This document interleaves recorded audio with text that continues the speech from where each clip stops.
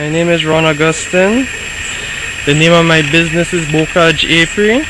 Right? Basically what I do up here is extract honey, right? Real queen bees. After real queen bees, I do swarm control.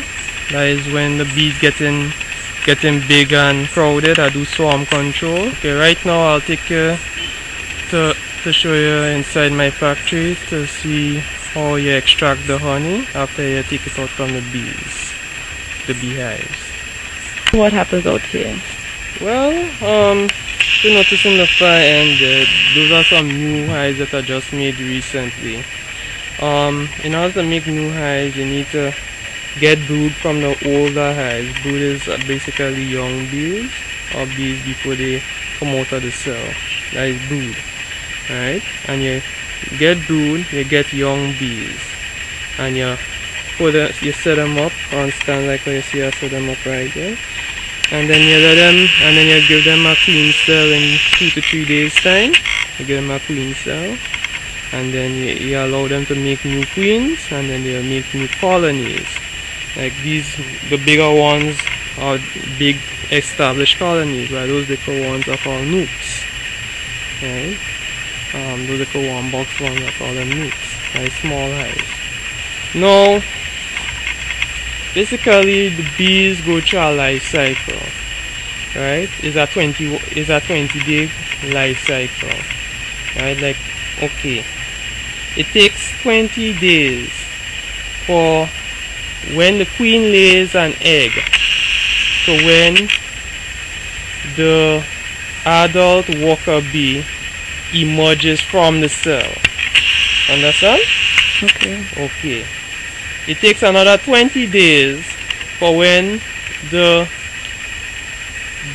adult, not adult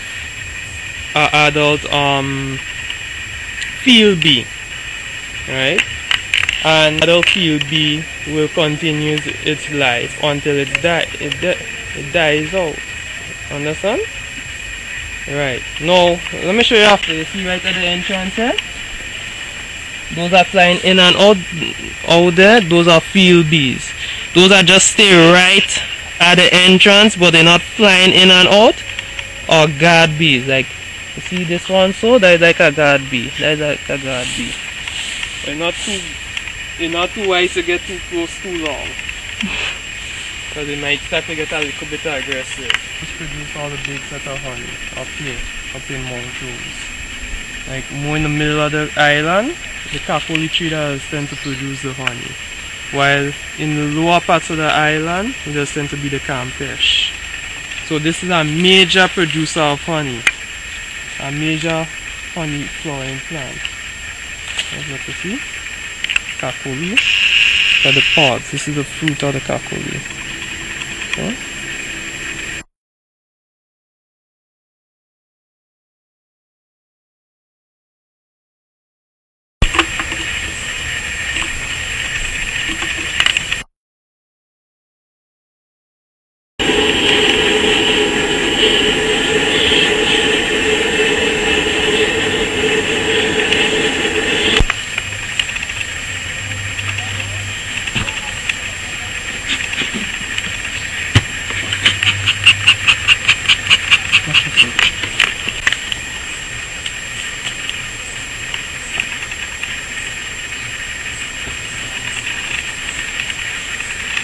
Ready to go.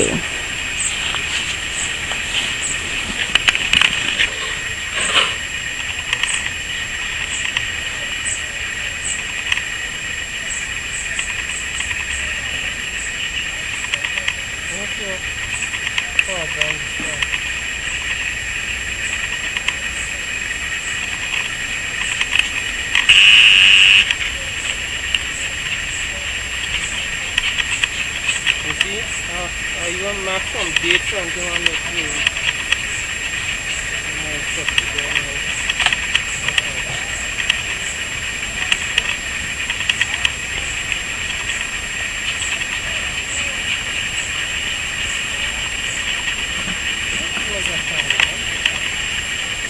Oh, you usually mark the date to insert them so you know how long So you can keep track of it. All of that. Okay. So no one drafted this one. This one was done on first of. I can't see if I see the two. That little bit of smoke you use? You didn't need much smoke?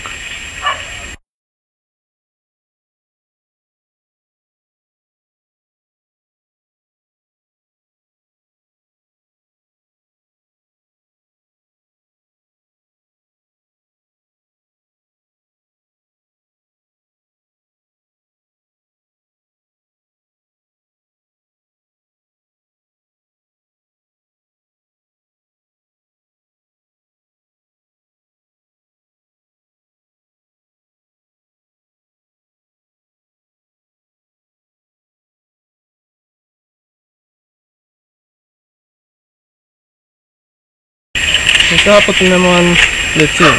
You're not aggressive. Look at the queen right here. So I don't have to use Top or bottom? Look at the fat one right here. The fat one.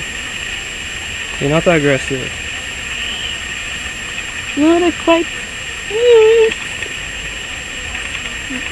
Okay. So they're building their home. Yes. Look at the You queen. see any You see? eggs? Yeah. Okay. Any eggs? Eggs? Look at the eggs inside here. You can't see them so easy.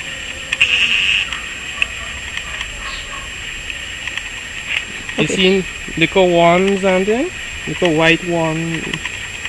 Oh, you're not seeing it so easy. No. Let me see your cut on it.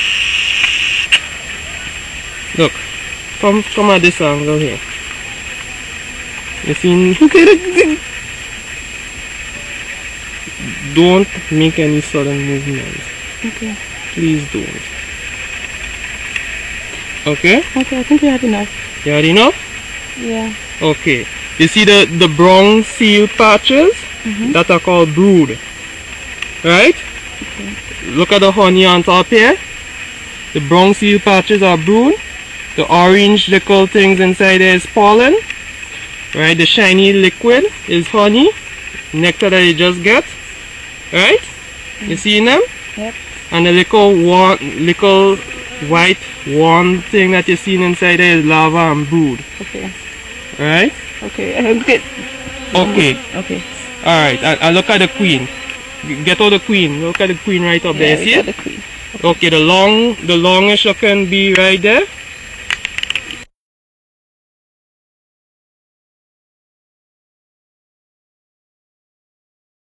Cells.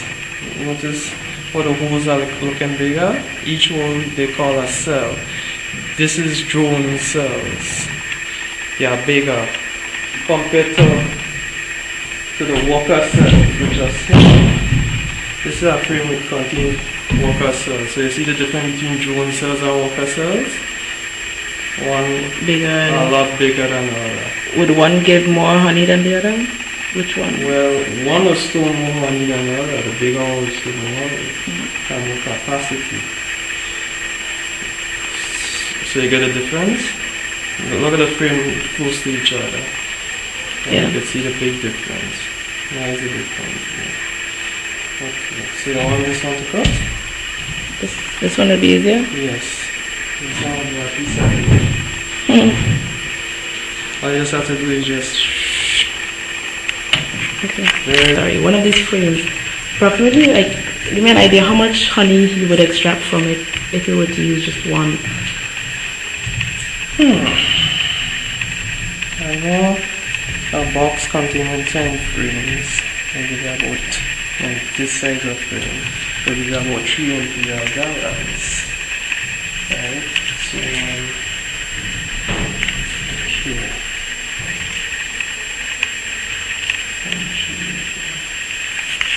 3 imperial gallons. 1 imperial gallon is 4.5 liters. So it's 15 liters per box, which is 1.5 liters, 1 to 1.5 liters per frame. Okay. Let's see. Right.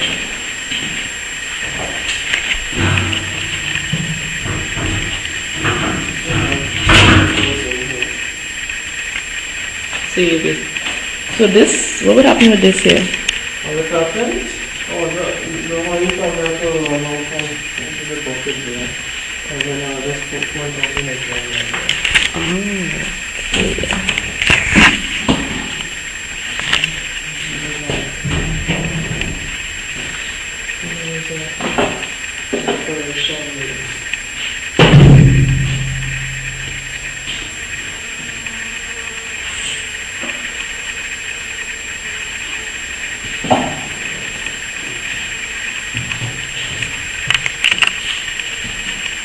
The process for, like, how long would it take for the honey to run out? Because I've noticed it's running really slow from, like, all of this.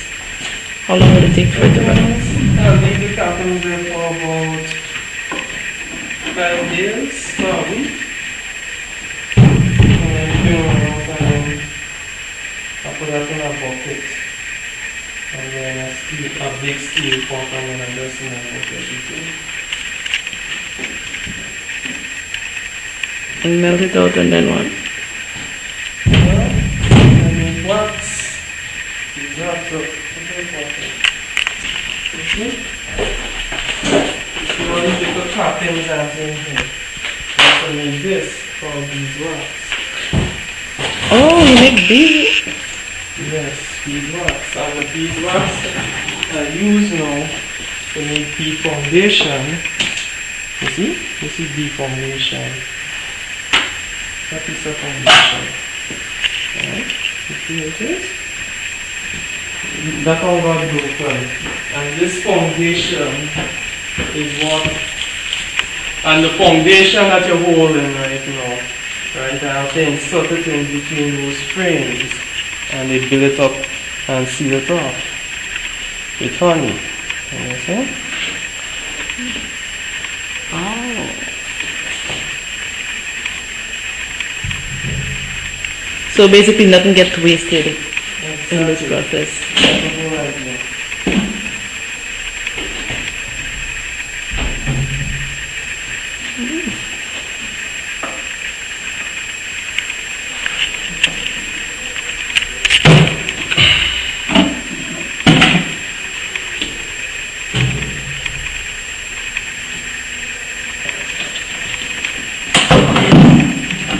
Nothing will get wasted. You know the dangerous.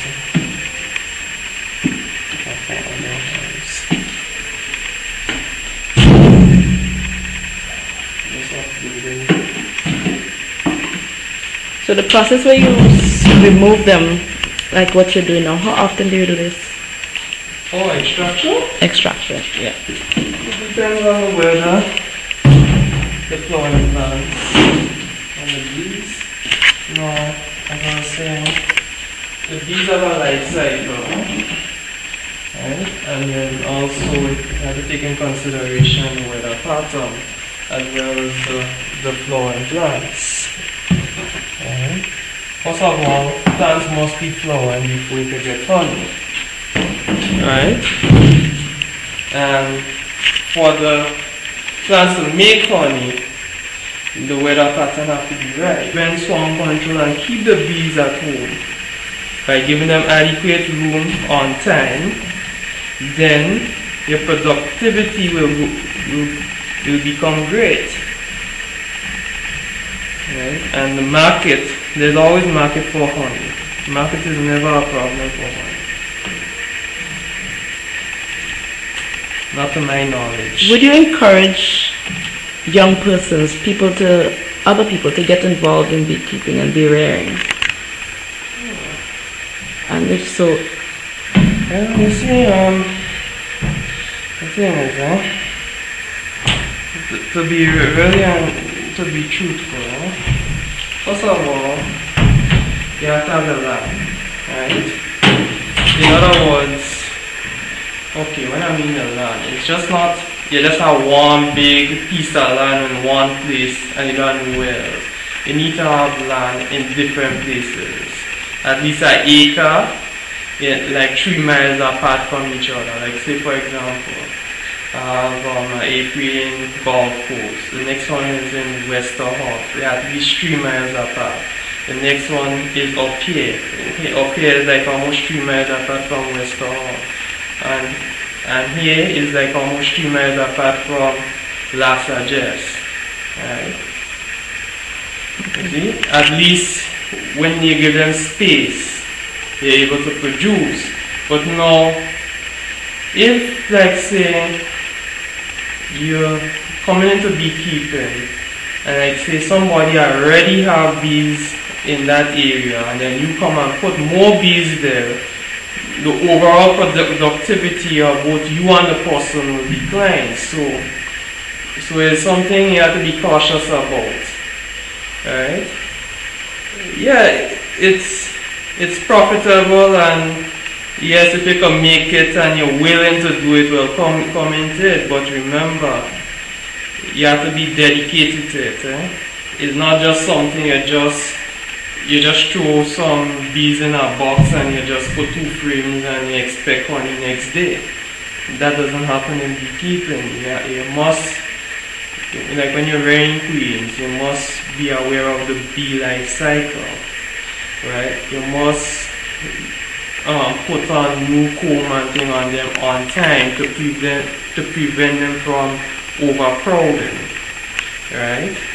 And once you're doing that, well, yes, you could come into the beekeeping. I'll encourage you to come into the beekeeping. Do you have like an association or organization or something in Grenada? Yes, Beekeepers Association, GAB, that is in Grenville, St. Andrews. What kind of support does the association provide for beekeepers like yourself? They help us to order material from abroad, like say Walter Kelly and those places abroad, those places where they sell the equipment, they help order from abroad. Do they provide training and yes, they also provide training. Actually, there's some workshop, I think it's in January. I know at the School of Med, and the Beekeepers Association has some things to do with that too. You can actually see it trickling down. Wow.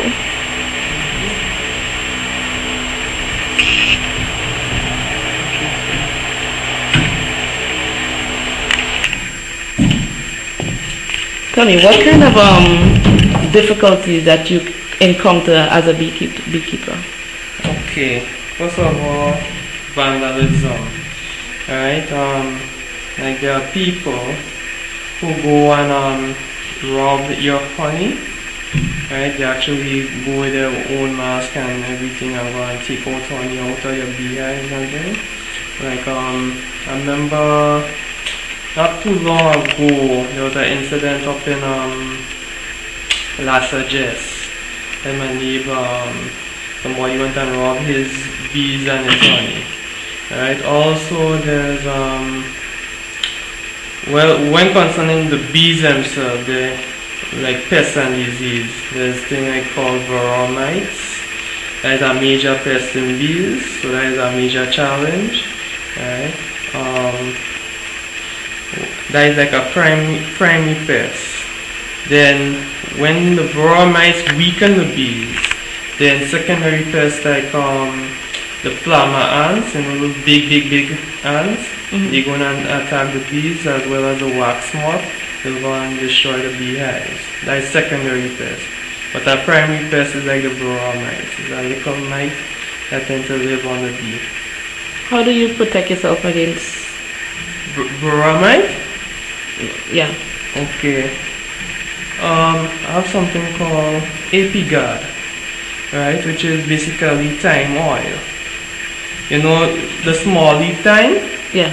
The oil from that plant? Right. That is what you use to kill the varroa mites. Thyme oil, right. Now, from vandalism,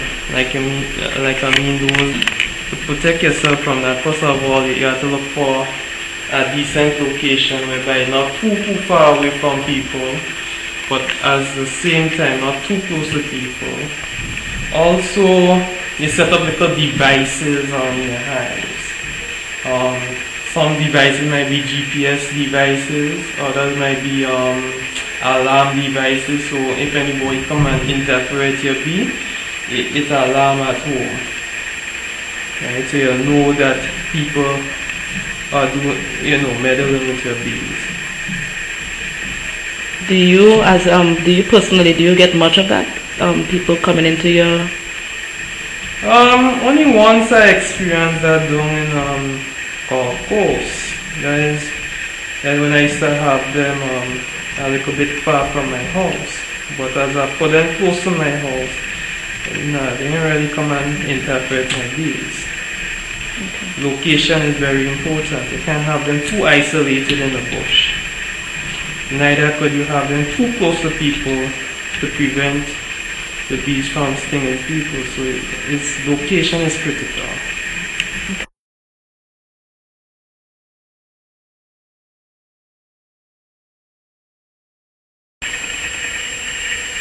Sometimes me and my brother, sometimes me and my fiance that come and spend all the honey and Okay.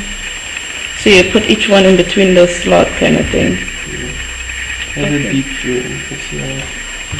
Suppose 9 deep frames, 18 medium frames.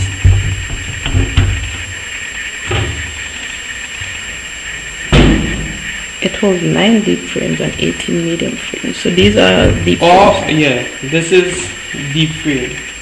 9 deep frames or 18 medium or shallow frames.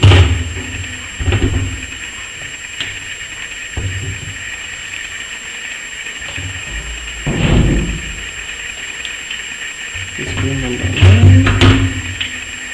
Let's take one by one.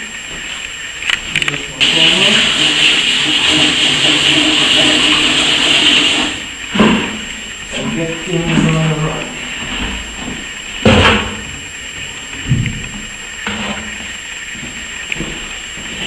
So this is the lever to let them out the honey out when you turn the machine on, I guess, right?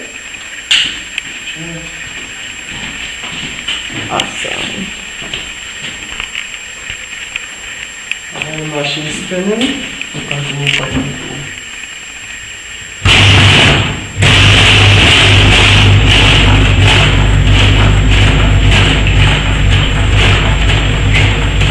Approximately how fast does it spin?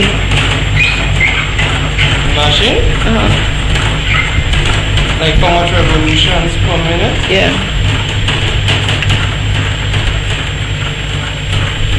You have it there?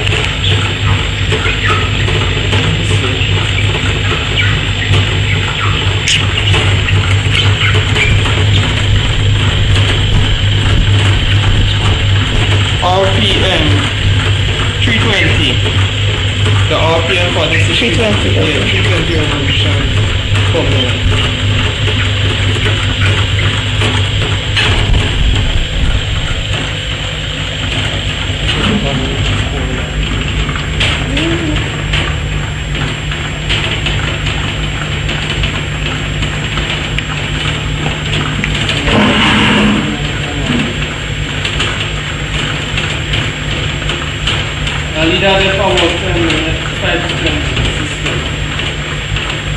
So from those 10 frames, how many buckets will you get? Those 10 frames?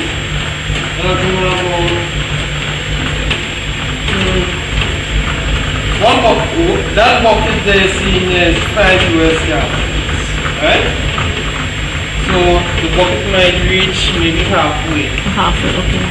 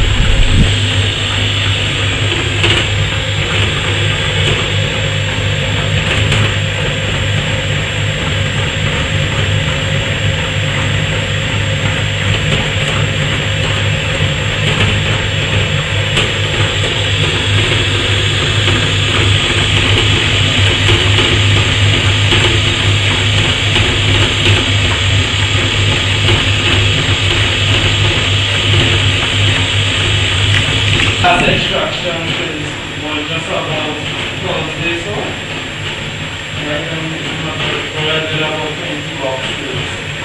So this is from 1 day extraction? Yeah.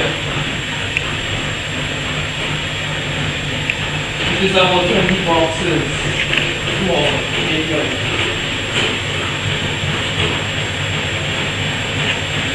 And approximately how big is that tub? How big is that? Is that drum? Yeah. I got 45 imperial gallon drum, or 55 US gallons. Or 200 liters. 200 liters? Yes.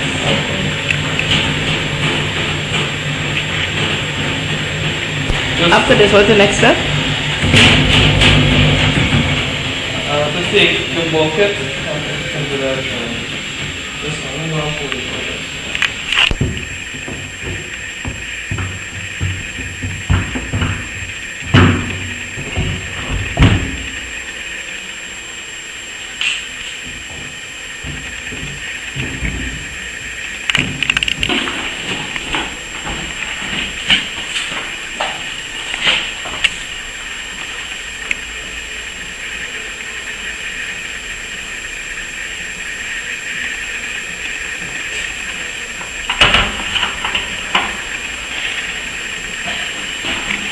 And it will sit in this for how long? How long that will stay there? Yeah, you're going to transfer that to this other room, but no. No, then you would transfer, okay, after this, you would transfer to this one.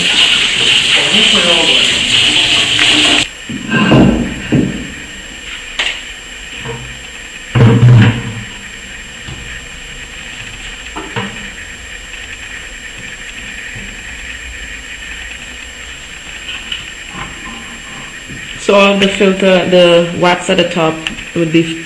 The wax on the top stays on the top. If you notice this one here, looking at it a bit clear, but it still has the particles that I need to get rid of. I'm going to the filter system.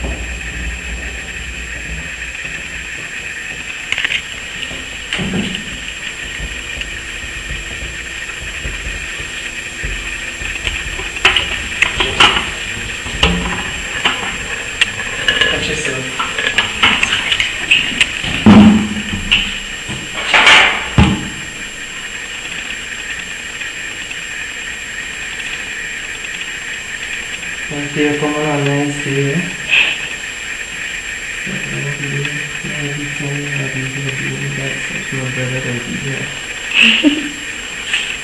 He'll be doing that in his family.